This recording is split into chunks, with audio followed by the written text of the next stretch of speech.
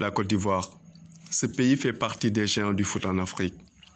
Double vainqueur de la CAN, les éléphants de la Côte d'Ivoire ont aussi eu à participer à 3 phases finales de Coupe du Monde. Seulement, il a fallu du temps avant de voir les éléphants marquer d'une patte indélébile cette compétition.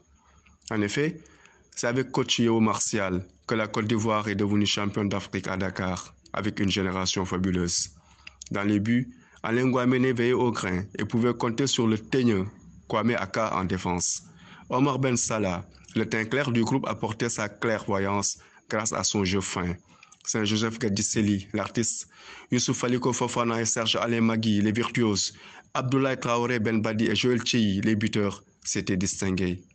Puis après cette génération, plus rien de nouveau sous le soleil côté ivoirien, mis à part une instabilité au niveau des techniciens. Le poste de sélectionneur, comme un monstre, avait fini d'avaler beaucoup de coachs, surtout des sorciers blancs.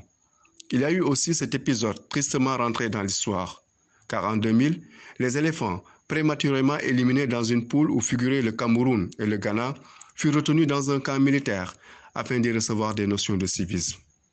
Les dirigeants de l'époque étaient tombés très bas. Leur décision, fort décriée avant, avait fini d'entacher l'image du foot ivoirien. Quand la politique se mêle au sport, l'esprit du jeu est mort. C'était tout simplement absurde. Puis de 2005 à 2015, il y eut une nouvelle génération dorée, avec des joueurs issus pour la plupart de l'académie Jean-Marc Guillou.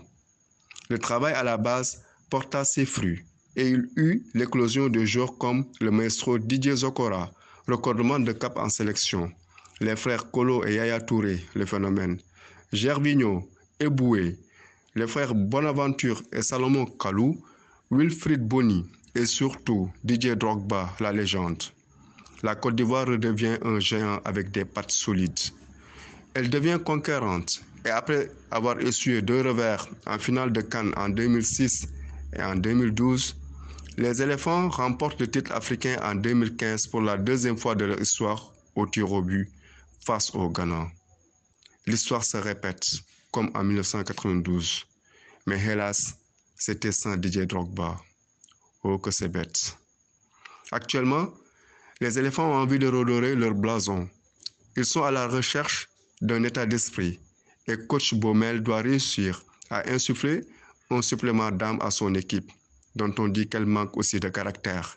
Serge Aurier, le capitaine, Éric Bailly, le mancunien, Seré Dié, le guerrier, Max Gradel, l'expérimenté, devront montrer la voie du succès à leurs jeunes frères comme Nicolas Pepe, Wilfried Zaha et surtout Sébastien Haller, le buteur prolifique qui affole les compteurs en Europe. Surtout qu'il y a un parfum de revanche en l'air face au Cameroun, dernier bourreau de la Côte d'Ivoire. Les éléphants, qui n'ont point la mémoire courte, devront faire preuve d'intelligence et peser de tout leur poids dans cette compétition pour laver l'affront de leur élimination pour la prochaine Coupe du Monde. La bataille s'annonce rude.